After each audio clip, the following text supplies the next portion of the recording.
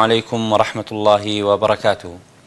خۆشحاڵ بووم کە جارێکتر بە ئێوەی بەڕێز و خۆشەویست شاد بوومەوە لە بەرنامەی پێشبڕکێی زانستی لە ئەم شەویشدا میوانداری کۆمەڵێک لە گەنجانی شاری چەمچەماڵ و شاری سلێمانیمان کردووە بە ئومێدی ئەوەی کە بەرنامەکە سوودی بۆ هەموو لایەکمان هەبێت و سوود لە زانیاریەکان و پرسیار وەڵامەکان وەربگرین و سەرەتاش لە برایانی چەمچەماڵەوە دەست پێ دەکەم و بەخێرهاتنیان ئەەکەم و داوایان لێکم لە ژمارە 1 تا ژمارە 5 پرسیارێک هەڵبژێرن. ژمارەیەک پرسیاری ژمارە 1 دەڵێت بەچی تاوانێک دەوترێت تاوانی کەبائیر تاوانە گەورەکان ئەو تاوانانە چین کە پێیان ئەوترێت تاوانی گەورە یاخود کەبائیر؟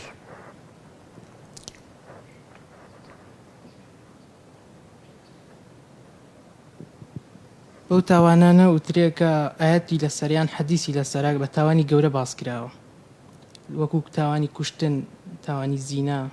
ئەوانە تاوانی گەورن. ئەوانە خودی تاوانەکە تاوانی گەورن بەڵام بە عام ئەو تاوانانە چین کە پێیان ئەوترێت کەبائیر کە بەڵگەی لەسەر هاتبێ کە تاوانی گەورن.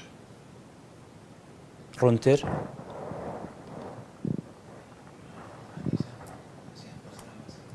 کاتەکەتان تەواو بوو. هەڵبەتە ئەو تاوانانەی کە باست کرد بۆ نمونە قەتل و ئەو تاوانانە تاوانی گەورن بەڵام ضابطێک هەیە پێوەرێک هەیە بۆ ئەوەی تاوانە گەورەکان دەستنیشان بکرێن وایە ئەو پێوەرانە زانایان باسییان کردو ئەوەیە کە ئەو تاوانە لەعنەتی لەسەر هاتبێت یاخود تەبەڕابوونی لەسەر هاتبێت بۆ نمونە پێغەمبەری خوا صلی الله علیه وسلم فەرمووبێتی هەر کەسێک ئەم تاوانە ئەنجام بدات لە ئێمە نییە یاخود ئەو کەسە ناچێتە بەهەشتەوە بۆ نمونە بچڕاندنی سیلەی ڕەحم لا يدخل الجنة قاطع لا يدخل الجنة نمام لا يدخل الجنة قتات لا يدخل الجنة من لا يأمن جاره بوائقه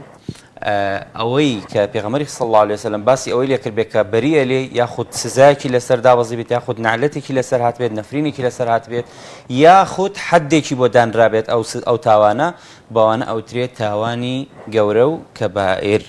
بۆیە خاڵەکەتان لەدەست چوو کاکە ڕێبین بە ئومێدیەوەی کە وەڵامی پرسیارەکانی تر زیاتر ور ببنەوە لە پرسیارەکە بۆی وەڵامەکە ڕاست و دروست بێت. دەچمەوە لای برایانی سلێمانی و بە خێراتنیانەکەم بەخێر بێن سەر و سەرچاومان. هەر لە بابەتی عەقیدە داواتان لێکم لە ژمارە 2 تا ژمارە 5 پرسیارێک هەڵبژێرن. ژمارە 4 پرسیاری ژمارە 4 کاکە شاد دەڵێت یەکەم گروپی گومڕە کە سەری هەڵدا لە ئیسلامدا کام گروپە بوو و لە چی سەردەمێکدا بوو؟ خەواریجەکان لە سەردەمی ئیمامی عەلی. خەواریجەکان سەردەمی ئیمامی ئاخری ئیمامی عوسمان و سەردەمی سەرەتای ئیمامی عەلیە. بەڵێ کۆتا وەڵامە؟ بەڵێ کۆتا وەڵامە. باشە وەڵامەکەت تەواوە. بەڵێ بێگومان یەکەم هەڵبەتە ئەو گروپ و تاقمانەی کە لە دوای وفاتی پێغەمبەری خوا صلی الله علیه وسلم سەریان هەڵدا زۆرن هەر پێغەمبەری خوا صلی الله علیه وسلم خۆی هەواڵی داوە بۆی کە ئومەتەکەی بێتە 72 فرقەوە بەڵکو 73 فرقەوە یەک فرقەیەکی بۆ بەهەشتە و ئەو 72 فرقەکەی تری بۆ دۆزەخە واتە مستحقی ئەوەن کە بچنە دۆزەخەوە چۆن کەسێک کە قەتل ئەنجام بدات مستحقی ئەوەیە بچێتە دۆزەخەوە بە هەمان شێوە ئەو گروپانە کە گروپی مبتدیعن کە لایەندا لە سنەتی پێغەمبەری خوا صلی الله علیه وسلم هەمویان مستحقی ئەوەن کە بچنە دۆزەخەوە بۆ چونکە لە ڕێبازی پێغەمبەری خوا صلی الله علیه وسلم لایەندا ئەوش بەمانای ئەوە نایە کە مەبەست لەوە بێت ئەو 72 گروپە لە ئیسلام دەرچوو بێتنە دەرەوە کافر بوو بێتن نە بەڵکو کە ئەڵێت بۆ دۆزەخ واتە مستحقی چوونە ناو ئاگری دۆزەخن. یەکەم گروپیان ئەوە بوو خەوارج لە کۆتایی خلافەتی ئیمامی عوثمان ڕەزا و ڕەحمەتی خوای پەروەردگار لە ئیمامی عوثمان بێت لەو سەردەمەیە سەریان هەڵدا و لە سەرەتای خلافەتی ئیمامی عەلیدا دەرچوو نەیجان دەسەڵاتدارانی موسڵمانان و ئیمامی عەلییان بە کافردانە خوێنی موسڵمانانیان ڕاشت. بەڵێ و چەندین بەڵگەشیان لەسەر هاتووە کە پێغەمبەر صلی الله علیه وسلم باسی وەسفەکانیانی کردووە باسی سفاتەکانیانی کردووە بە ئومێدیەوەی کە هەوڵەدەین لە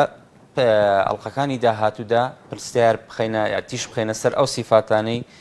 کە باس کراون هین گروپەکان لە بابەتی عەقیدەدا ئینشاءڵڵا پرسیارەکان ئاڕاستە دەکرێن. دەچمەوە لای برایانی چەمچەماڵ و داوایان لێکەم جگە لە ژمارە 1 و لە ژمارە 4 پرسیارێک هەڵبژێرن. ژمارە 3 پرسیاری ژمارە 3 دەڵێت خوای گەورە بۆچی ئەستێرەکانی دروست کردووە؟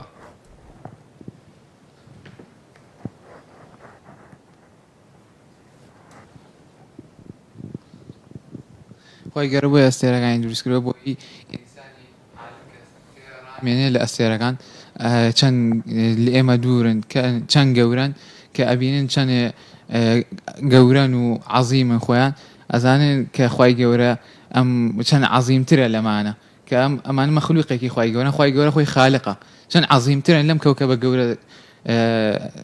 پرشنگدارانە. بەڵێ کاتەکەتان تەواو بوو کاکە محەممەد. بێگومان ئەستێرەکان کە خی پەروەردگار دروستی کردوون لە چەند ئاەتێکا لە قورئانیشە باسی کردوون هۆکارەکەی چییە بۆچی دروستی کردوون. ئەمە یەکێکە لەو ئاەتانەی کە خی پەروەردگار ئەو دروستکراوانەی دروست کردو بۆی ئێمە بیری لێ بکەینەوە بۆن منە ئەرز و ئاسمان بەگشتی خی پەروەردگار کە باسی کردەوە کە ئێمە تێڕامانی تیا بکەین. بەڵام ئەستێرەکان بە تایبەتتر خی پەروەردگار لە سێ ئاەتدا باسی کردووە کە یەکەم بۆ ئەو دروستی کردوون کە بە شەوانە کەسێک لە تاریکیدا بێت ئەو بۆ ئەستێرانە کاتی خۆی کە زانیویانە ڕێگەیان دۆزیوەتەوە و ڕۆشتونە وبالنجم هم يهتدون ياخذ أو آياتي تريك خوي پروردگار فرمويتي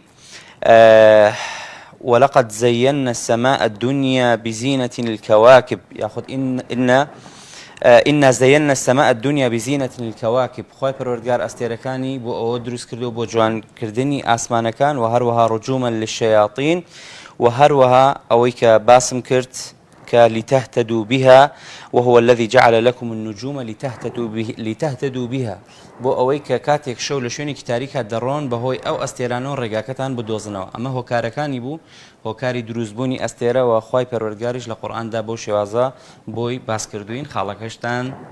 لەدەست چوو. دەچمەوە لای برایانی سلێمانی و داوان لێکەم لە نێوان ژمارە 2 و ژمارە 5دا پرسیارێک هەڵبژێرن. ژمارە پرسیاری ژمارە 2 بابزانین چی دەڵێت. پرسیاری ژمارە 2 دەڵێت بەڵگە چییە لەسەر ئەوەی کە ئێستا بەهەشت و دۆزەخ بوونیان هەیە و ئامادە کراون.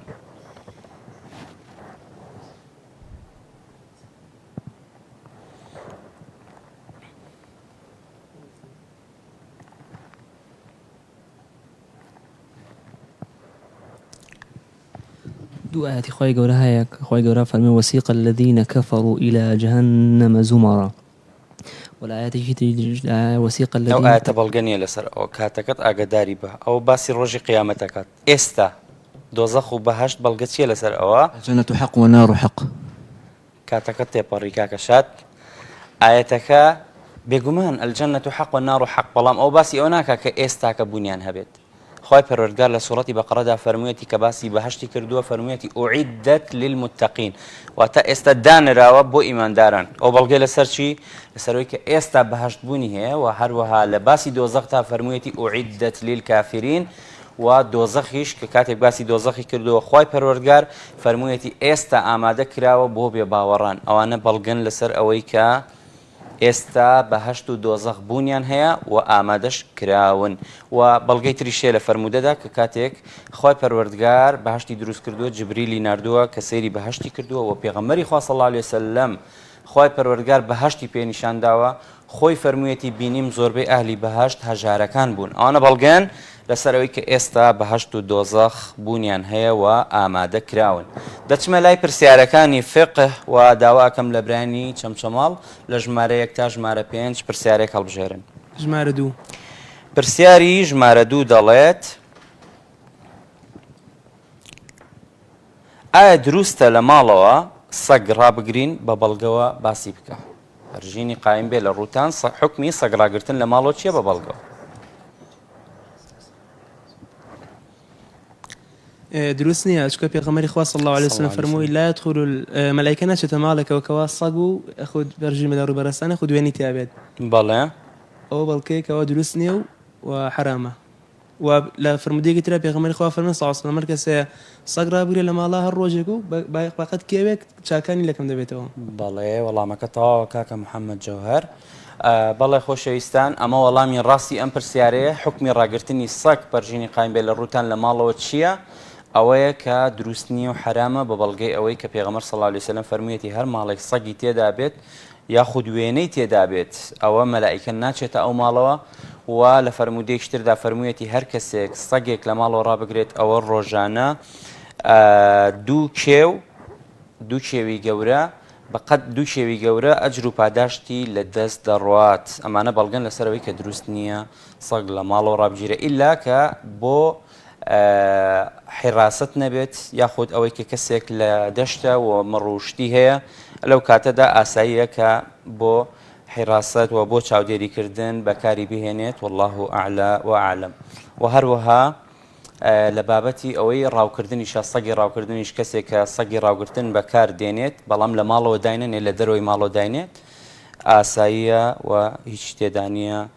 والله تعالى أعلم. هەر لە بابەتی فقها دەچینەوە لای برایانی سلێمانی داوایان لێکەین کە جگە لە ژمارە 2 پرسیارێک هەڵبژێرن. ژمارە 3 پرسیاری ژمارە 3 بابزانین چیمان پێ دەڵێت. پرسیاری ژمارە 3 دەڵێت ئەو دوعایە چییە لای سەفا و مەڕوا دەخوێندرێت؟ سيجار الله أكبر الله أكبر لا إله إلا الله وحده أنجز وعده ونصر عبده وهزم الأحزاب وحده. بەڵێ چیتری ئەوترێت لەو کاتەیە چی ئاەتێکە خوێندرێتەوە؟ إن الصفا والمروة من شعائر الله فمن حج البيت واعتمر فلا جناح عليه يطوف بهما تاخيرها. بەڵێ بارك الله فيك وەڵامەکە تەواوە. بەڵێ کاتێکە لە سەفا و مەڕوایە سنتك تو أم آيته وأم ذكر بخوينيت إن الصفا والمروة من شعائر الله فمن حج البيت واعتمر فلا جناح عليه أن يطوف بهما ومن تطوع خيرا فإن الله شاكر عليم. وهروها لا إله إلا الله وحده ونصر عبده وأنجز وعده وهزم الأحزاب وحده لا إله إلا الله مخلصين له الدين ولو كره الكافرون. والله ما كتواوا وسنة كاتك تو أشيت عمره ياخذ حج أنجام أديت صفا ومروة كاتك سعيدك لبين صفا ومروة دا شويت لاي صفا ياخذ لاي مروة أم ذكروا أم دعايانا بخوينيت. بەڵێ خۆشەویستان بەردەوامی لەگەڵتان دا و لە پرسیارەکانی فقه دەچینەوە لای برایانی چەمچەماڵ داوایان لێکەین کە جگە لە ژمارە 2 و ژمارە 3 نەبێت پرسیارێک هەڵبژێن. ژمارە 4 پرسیاری ژمارە 4 دەڵێت بەڵگەیەک باس بکە لەسەر واجبێتی باڵاپۆش بۆ ئافرەتان. خی گەورە تەعالا دەفەرمێت وەلیاضربن بخمورهن على جيوبهن. بەڵێ ئەو بەڵگەیە. کاتتان ماوە بەڵگەی تریتان هەیە؟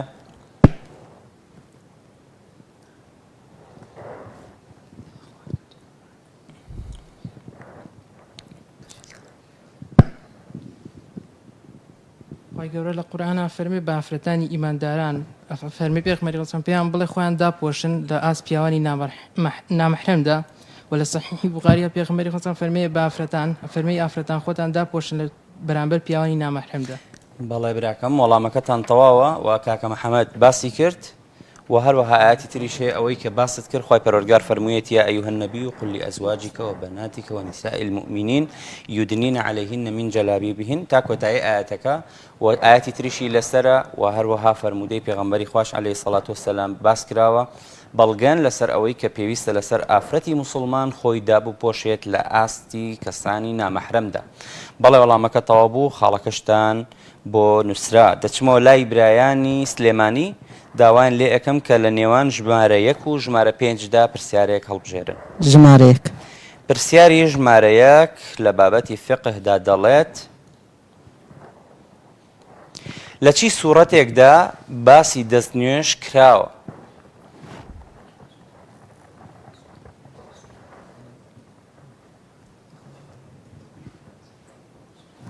سورة مائدة. لە سوورەتی مائدة. بەڵێ فاغسلوا وجوهكم وأيديكم إلى المرافق وامسحوا برؤوسكم وأرجلكم إلى الكعبين. وەڵامەکەت تەواوە کاکە بڕیار وەڵامەکە تەواوە بڵێ خی پەروەردگار لە سوورەتی ئەلمائیدە لە ئاەتی 6دا باسی دەستنوێژی کردووە فەرموویەتی یا ئەیها الذين آمنوا إذا قمتم إلى الصلاة فاغسلوا وجوهكم وأيديكم إلى المرافق وامسحوا برؤوسكم وأرجلكم إلى الكعبين. باسی دەستنوێژی کردووە لەم ئاەتەدا لە سوورەتی ئەلمائیدە ئاەتی 6 و هەروەها لە فەرمودەی پێغەمبەری خواشدا عليه الصلاة والسلام زیاتر بە تەفسیلی باسی دەستنوێژ کراوە و ئیمامی عوثمان بانگی کەسێکی کردووە کە ئاوی بۆ بهێنێت دەستنوێژی شۆردووە فەرموویەتی پێغەمبەری خوان بینیوە عليه الصلاة والسلام کە بەم شێوازە دەستنوێژی شۆردووە. بەڵێ خۆشەویستان و بەڕێزان پرسیارەکانی فقهیش تەواو بوون دەچینە لای پرسیارەکانی بەشی تەفسیر و علومی قورئان با بزانین پرسیارەکانی ئەم شەومان چییە و لە برایانی چەمچەماڵەوە دەست پێ دەکەم داواکەم لە ژمارە 1 تا ژمارە 5 پرسیارێک هەڵبژێرن. ژمارە 2 پرسیاری ژمارە 2 دەڵێت تەفسیری ئاەتێکە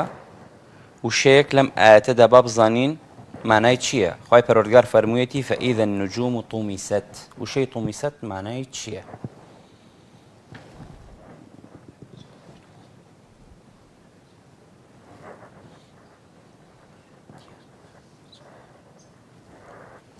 و تاکە ئەوەیە کە لە بەرچاو نەما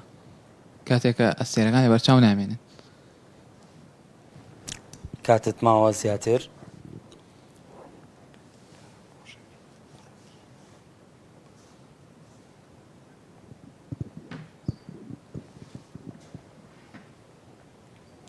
تاوارەوەیە ئەوەیە بەڵام ڕوونتریش هەیە کە ڕووناکی ئەستێرەکان نامێنێت بەڵام بەنسبەت ئێمەوە کە بڵین دیارنامێنێت واتە ڕووناکیەکەی دیارنامێنێت لەبەر ئەوە وەڵامەکە تەواوە بەڵام ئەگەر بمانەوێت زیاتر ینی دقیقتر بین لە وەڵامەکەدا ئەبێ بڵین ڕووناکی ئەستێرەکان دیارنامێنێ و نامێنن بەڵێ بێگومان ئەو کاتێش بە چاو نابینرێن ئەستێرەکان چونکە کە ڕووناکی نەما دیار نامێنێ بەڵێ بەڕێزان دەچینەوە لای برایانی سلێمانی و داوایان لێکەین کە جگە لە ژمارە 2 پرسیارێک هەڵبژێرن.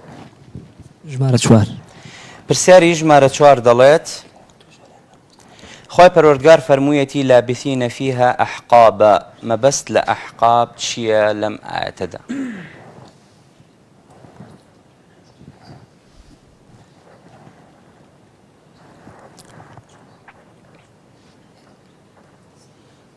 چەندی ساڵی درێژتیا دەمێننەوانێ ئەی دوایەوە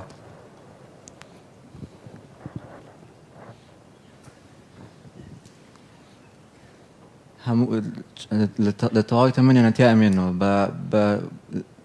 بە دیرەژای تەمەنیان چکە لا يذوقون فيها بردا ولا شرابا باش صفاتي لجهنم مەکە ئەحقاب وشەی ئەحقاب کاتەکەت تەواو بوو چەند ساڵێک تێدا دەمێننەوە کە بوا بڵین تەنها لەسەر ئەوڕاستین واتە دوایەوە دەرەکرێن وانە بەڵام دەرناکرێن کافران لە دۆزەخا بۆ هەتا ئەمێنەوە ئەحقاب ئەگەر بێت و ئەو سەردەمەی خۆ ینی بڵین ئەگەر فترێکی بۆ دابنی بەڵام یەک حقوب نییە یەک سەردەم نییە ئەحقابن هەر لە دوای یەک ئەوە تەواوە بێت سەردەمێکی تری بەو شێوازەیە هەتایە لە دۆزەخە ئەمێننەوە هەر کاتێ پێستەکانیان کە بسووتێ و تەواو ببێت تاوێتەوە ئەوە جارێکی تر بۆیان دروست دەگرێتەوە و دەمێننەوە لە دۆزەخە پەنا بەخوای پەروەردگار. بەڵێ خۆشەویستان هەر لە پرسیارەکانی تەفسیر و علومی قورئاندا بەردەوامی لەگەڵتاندا و دەچینەوە لای برایانی چەمچەماڵ داوایان لێکەین جگە لە ژمارە 2 و ژمارە 4 پرسیارێک هەڵبژێرن. پرسیاری ژمارە 1 پرسیاری ژمارە 1 با بزانین چی دەڵێت. پرسیاری ژمارە 1 دەڵێت خی گەورە فەرموویەتی و هەدەیناه النەجدەین ئەم ئاەتە پیرۆزە مانای چییە؟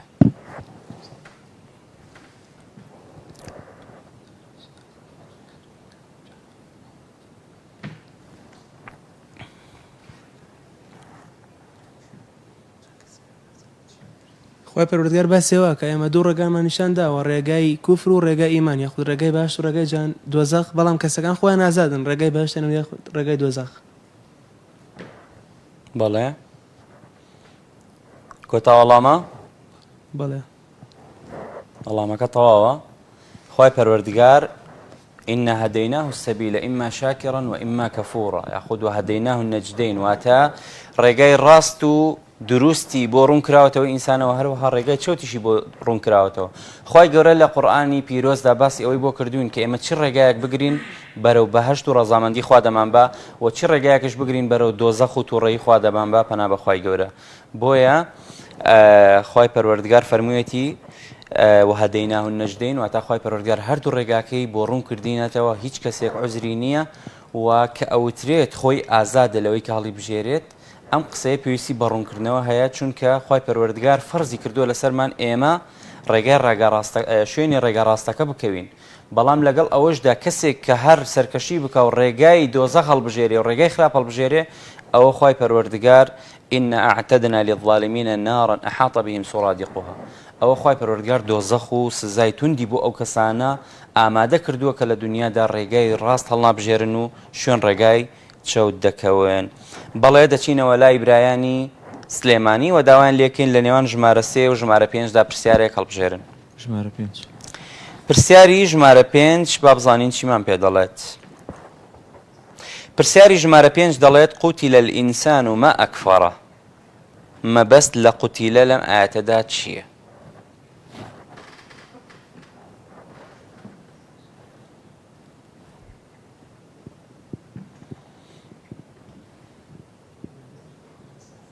يعني ظلمة، يعني إنسان ظلمك ما أكفر صفة تعجبه، يعني إنسان ظلمك ظلم الإنسان. ڕوونتر کاتت لە پێشەکەوت ئەوڵام تە یاخود يعني إنسان كان ظلمك يعني صفة تعجبك أرينا ولا أي كان إنسان ظلمك. وەڵامەکەت تەواو نییە کاکەشات وكاتكش طابو قتل الإنسان ما أكفر يعني لعن الإنسان ما أكفر نفرتي خوا لو إنسان بيتشن كفران بجيري نعمة كاني خواي پروردگاره قتل لراكدا بمعناي لعن ديت واتا نفرت نك ظلم كردن بۆیە خاڵەکەشتان لەدەست چوو بەڕێزان و خۆشەویستانم دوای ئەوەی کە پرسیارەکانی بەشی عەقیدە و بەشی فقه و بەشی علوم قورئان تەواو بوو ناوبڕێکی کورت وەردەگرین و پاشان دەگەڕینەوە لاتان بینەرمان بن. أبلغكم رسالات ربي وأنا لكم ناصح أمين. بەڕاستی خوای گەورە خاوەن سەخاوەت و بەخشەرە و سەخاوەت و بەخشینیشی پێخۆشە کە سەخاوەت و بەخشینیش لە نیشانە و چاکیەکانی بڕوادارانە و باشترین سەخاوەتیش بریتیە لە سەخیبوون بەرامبەر خوای گەورە پاشان سەخیبوون لە بەخشینی زانست و ئەنجە سەخیبوون لە ماڵ بەخشیندا کە بەو سەخاوەتش دڵ و دەروون دەکرێتەوە و بەرەکەتیش بەدەست دەهێنرێت. خوای گەورەش فەرموویەتی وما أنفقتم من شيء فهو يخلفه وهو خير الرازقين. و هەر بە سەخاوەت و بەخشین مرۆڤ دەتوانێت پارێزگاری لە کەسایەتی خۆی بکات و ڕێزی خۆی بپارێزێت و هەر بەو هۆیەوە خۆشەویستی و لێک نزیک بوونەوە لە نێوان خەڵکیدا بەدەست دەهێنرێت و هۆکارێکی چوونە بەهەشتیشە. خوای گەورەش فەرموویەتی فأما من أعطى واتقى وصدق بالحسنى فسنيسره لليسرى. اینجا ئەو کەسەی سەخاوەتی هەبێت و ماڵ ببەخشێت و لەخوا بترسێت و پارێزگار بێت و بڕوای هەبێت بۆی زۆر چاکە چاکەکاریە ئەوە یارمەتی دەدەین و ئاسانگاری بۆ دەکەین. أبلغكم رسالات ربي وأنا لكم ناصح أمين.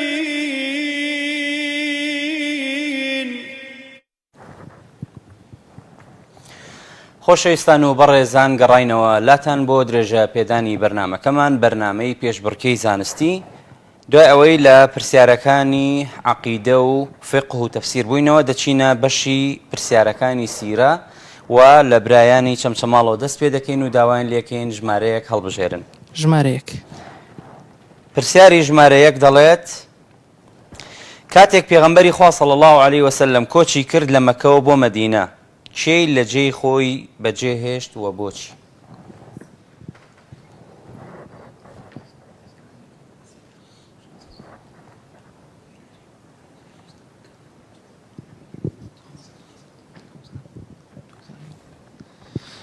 علی کوڕی ئەبوو تاالب و پێغەمبەری خوا صلی الله علیه وسلم جێی خۆی داهێنا ئەویش لەبەرەوە بوو کە هۆزەکان کە لە کۆبوونەوە بۆ کوشتنی پێغەمبەری خوا صلی الله علیه وسلم خوای گەورە بە وحی بۆ پێغەمبەری ناردبوو کە بڕوات بۆ هیجرە و یەکێ بەجێ بێڵێ تر ئەوە بوو علی دانا و ڕەزا و ڕەحمەتی خوای لێ بێ خەڵکەکە هاتن وەی بیکوژن سێرەکەم پێغەمبەر نییە ئیتر گەڕانەوە نیان کوشت علیشان تەواو بوو وەڵامەکەشت تەواو بوو بەڵێ کاتێک پێغەمبەری خوا صلی الله علیه وسلم کۆچی کرد لە شاری مەکە بۆ شاری مەدینە ئەو بوو کە ئیمامی عەلی لە شوێنی خۆی بەجێهێشت یەکێک لە هۆکارەکان ئەو بوو کە لە شوێنەکەی دامایەوە و هەروەها زانایان باس لەوەش دەکەن زانایانی سیرە کە کۆمەڵێک ئەمانەتی خەڵکی لای پێغەمەری خوا بوو صلی الله عليه وسلم ئەوەندە سیقە و باوەڕ و متمانەیان پێی بوو ئەمانەتەکانی خۆیان ماڵەکانی خۆیان دەبر لە لای ئەو دایان ئەنا وەکو ئێستا نەبووە کە بانق و ئەوانە هەبێ خەڵک پارەی خۆی لە بانقدا بنێن نەخێر چوونە لە لای کەسێکی دەستپاک و ئەمین دایانناوە کە محەممەد بووە صلی الله عليه وسلم کاتێک کە کۆچی کرد ئیمامی عەلی دانا بۆەوەی ئەو ئەمانەتانە بۆ خاوەنەکانی بگێڕێتەوە بەڵێ هەر لە پرسیارەکانی سیرەیە داوا لە برایانی سلێمانی دەکەین لە ژمارە 2 تا ژمارە 5 پرسیارێک هەڵبژێرن پرسیاری ژمارە 4 دەڵێت بۆچی غەزوەی تەبوک بە غەزوەی عوسرە واتە سەغڵەتی و دڵتەنگی وەسف کرا غەزوەی تەبوک بۆچی بە غەزوەی عوسرە سەغڵەتی و تەنگانە وەسف کرا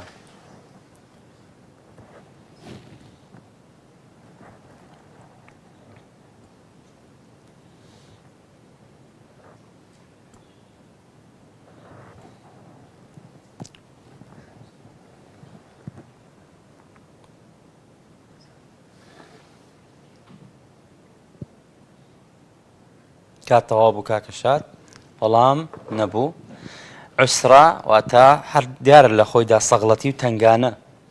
لەبەر ئەوەی کە موسڵمانان ئەلەو غەزوەیەدا زۆر زۆر دەستنەڕۆ بوون لەو کاتەدا کە یعنی سواریەک نەبوو سواری ببن و پێی بچن بۆ ئەو غەزوەیە و خواردنیان پێ نەبوو چەکیان پێ نەبوو بۆیە خۆی پەروەردگاریش ئەو کاتەی بە عوسرا ناو بردووە هەروەکو فەرموویەتی لقد تاب الله على النبي والمهاجرين والأنصار الذين تابعوه في ساعة العسرة بعسرا بصغلتي وبتنغانا أو كاتي ناو بردووە بۆیە بەوە وەسف کرا غەزوەی تەبوک بەڵێ خۆشەویستان دەچینەوە لای برایانی چەمچەماڵ داوایان لێکەین جگە لە ژمارە 1 و 4 نەبێت ژمارەیەک هەڵبژێرن ژمارە 2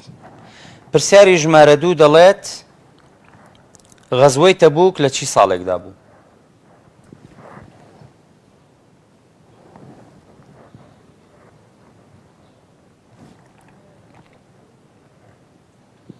لە ساڵی نوێی کۆچی بوو غەزوەی تەبوک لە چی ساڵێکدا بوو دەڵێت لە ساڵی نوێی کۆچی کۆتا وەڵامە کاکە ڕێبین بەڵێ دڵنیان نایگۆڕن بەڵێ بەڵێ غەزوەی تەبوک لە ساڵی نوێی کۆچیدا بوو و وەڵامەکەش تەواوە بەڵێ خۆشەویستان هەر لە پرسیارەکانی سیرە داواکەین لە برایانی سلێمانی لە نێوان ژمارە 3 و ژمارە 5 دا پرسیارێک هەڵبژێرن پرسیاری ژمارە 5 دەڵێت هەر پەیوەندی بە غەزوەی تەبوکەوە هەیە دەڵێت کێ لە هاوڵان سوپای عوسرەی ئامادە کرد وە کەلوپەلی شەڕی بۆ دابین کردن ئەو سوپایی کە لە غەزای تەبوکدا بەشداریان کرد ئەو هاوڵە کێ بوو کە کەلوپەلی ئەو غەزوەیەی دابین کرد عوسمانی کوڕی عەفان عوسمانی کوڕی عەفان ڕەزای خوای لێبێت کۆتا وەڵامتە کاتت زۆر ماوە ئێستا کاتەکە دەستی پێ کرد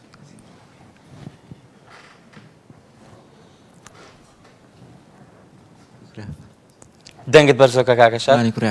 عوسمانی کوڕی عەفان کۆتا وەڵامتانە با کۆتا وەڵام بێ بزانین وەڵامەکەتان تەواوە وەڵامەکەتان تەواوە ئیمامی عوسمانی کوڕی عەفان بوو هەڵبەتە بە تەنها ئەو نەبوو کە کەلوپەلی ئەو جێشەی دابین کرد بەڵام چونکە ئەو لە هەمویان زیاتری هێنا ئەو بوو کە 300 وشتری هێنا و 1000 دیناریشی هێنا کاتێک پێغەمبەری خوا صلی الله عليه وسلم کاتێک کە ئیمامی عوسمان گوێی لە فەرمودەی پێغەمبەری خوا صلی الله عليه وسلم من جهز جيش العسرة فله الجنة هەر کەسێک ئەو هێزەی عوسرا لەوەی کە کاتی سەگڵەتی و تنگانەیە بوو ئەوە ئامادە بکات بەهەشت بوو ئەو کەسەیە کاتێک کە سەحابە گوێیان لەمە بوو ئەبوو بەکر چوو هەموو ماڵەکەی هێنا ئیمامی عومەر چوو نیوەی ماڵەکەی هێنا ئیمامی عەبدوڕەحمانی کوڕی عەوف نیوەی ماڵەکەی هێنا و هەروەها عەباس ماڵێکی زۆری هێنا و ئیمامی عوسمان ڕەزای خوای پەروەردگاری لێبێ 300 وشتری هێنا و هەروەها 1000 دیناریش هێنا کاتێک پێغەمبەری خوا صلی الله عليه وسلم ئەمەی بینی فەرمووی ما ضر عوسمان ما فعل بعد اليوم هیچ شتێک زیان بە ئیمامی عوسمان ناگەیەنێت هەرچی شتێک ئەنجام بدا لە مەولا بۆیە ئەوترێت زانایانی سیرە چونکە ئەو لە هەمویان زیاترێنا دەڵێن ئیمامی عوثمان ئەو جێشەی تەجهیز کرد و ئامادە کرد وەڵامەکەشت تەواوە کاکەشات بەڵێ خۆشەویستان و بەڕێزان پرسیارەکانی سیرە تەواو بوون دەچینە لای پرسیارەکانی فەرموودە و زانستی فەرموودە و لە برایانی چەمچەماڵەوە دەست پێکەین داوایان لێکەین ژمارەیەک هەڵبژێرن ژمارەیەک پرسیاری ژمارەیەک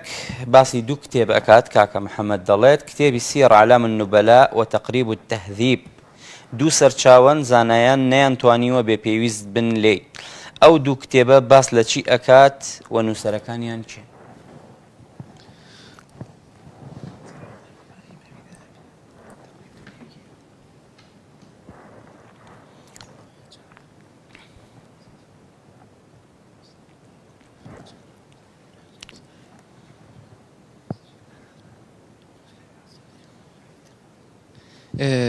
سير أعلام النبلاء إمام ذهبية بەڵێ تقريب الذهبي ابن حجر عسقلاني باس لە چی ئەکات باسی سير أعلام النبلاء باسی پیاوچاکانەکات لە دێر زمانەوە يعني لە سەرەمی پێغەمبەری خوا صلی الله عليه وسلم هەتا سەرەمی خۆی تقريب الذهبيش باسی علومی حدیثە کاتەکەتان تەواو بوو نیوەی وەڵامەکەشتان ڕاست بوو بۆیە ئێشتا نەگەیشتوینەتەوەی کە دوو خاڵ لەسەر پرسیارێک دابنین خاڵەکەتان بۆ نانووسن بەڵێ سیر عەلام النوبەلا هی ئیمامی ذەهەبیە ڕەحمەتی خوای گەورەی لێبێ و تەقریب التەهذیبیش هی ئیبن حەجەری عەسقەلانیە ڕەحیمەه الله و باس لەو بۆچی زانایان نەیانتوانیوە بێ پێویست بن لەم دوو کتێبە لەبەر ئەوەی کە باسی ئەو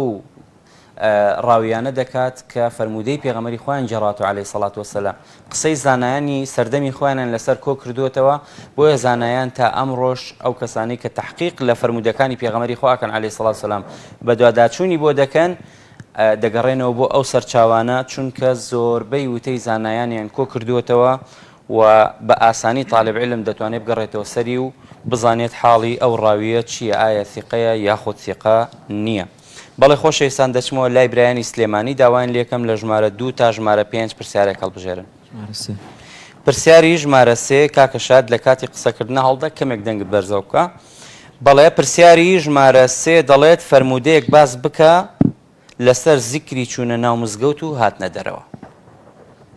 پێغەمبەر صلی الله علیه و بسم الله والصلاة لكاتي سنة جوري مزقوطة بسم الله والصلاة والسلام على رسول الله اللهم افتح لي أبواب رحمتك لكاتي عند دروا بسم الله والصلاة والسلام على رسول الله اللهم إني أسألك من فضلك اللهم إني أسألك من فضلك كوتا والله اللهم إني أسألك من فضلك تەواوە وەڵامەکەت وەخاڵەکەشتان بۆ نووسرا بەڵێ سنەت وایە کە چوویتە ناو مزگەوتەوە ئەم زیکرە بڵێ اللهم افتح لي أبواب رحمتك وكاتك دردشت دروا اللهم إني أسألك من فضلك أما سنة وارد ولا بيغمري خواه عليه الصلاة والسلام والسنة كاتك شو تجورو بقاتي راست بروي وكاتك إيش دردشي بقاتي شب سرتا قاتي شب دركيت لمزقوتك بلا دشينا ولا برياني شمال دوان ليكين لا جگل جماريك وجمارة سينة بيت برساريك البجرن جمارة 5 برساري جمارة 5 بابزانين چي دلت پرسیاری ژمارە 5 دەڵێت فەرموودەیەک بڵێ کە باسی ڕیژدانان بکات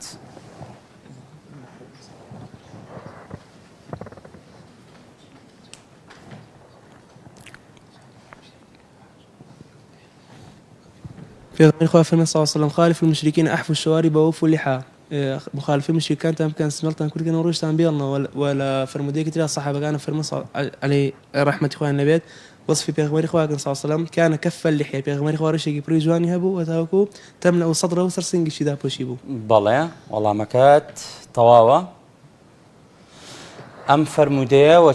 کە بە چەندین ڕیوایەت هاتووە و فەرموودەی تریش هاتووە لەو بارەیەوە کە پێغەمبەری خوا صلی الله عليه وسلم فەرمانی کردووە بۆی کە موسڵمانان ڕیشیان بێڵنەوە و سمێڵیشیان کورتکەنەوە خۆیان بە مشتیکەکان نەچوێنن بۆچی چونکە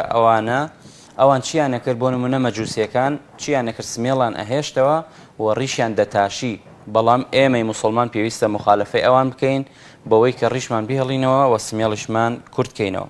بەڵێ خۆشەویستان کۆتا پرسیاری بەرنامەمان ماوە دەچینەوە لای برایانی سلێمانی داوایان لێ ئەکەین لە نێوان ژمارە 2 و ژمارە 4دا پرسیارێک هەڵبژێرن ژمارە 4 پرسیاری ژمارە 4 دەڵێت مەبەست لە فەرموودەی نامۆ واتە شاذ وشەی نامۆ لێگەڕێ مەبەست لە فەرموودەی شاذ چییە لە زانستی فەرموودەدا؟ فەرموودەی شاذ ئەوەیە کە یەک ڕاوی ڕواتی کردووە. فەرموودەی شاذ یەک ڕاوی واز لە نامۆ بێنە. شاذ پێناسەکەی ئەوەیە کە یەک ڕاوی ڕواتی کردووە. کاتت لە پێش ماوە زیاتر بیر بکەنەوە زیاتر تێڕامان بکەن. یەک ڕاوی ڕواتی کردووە.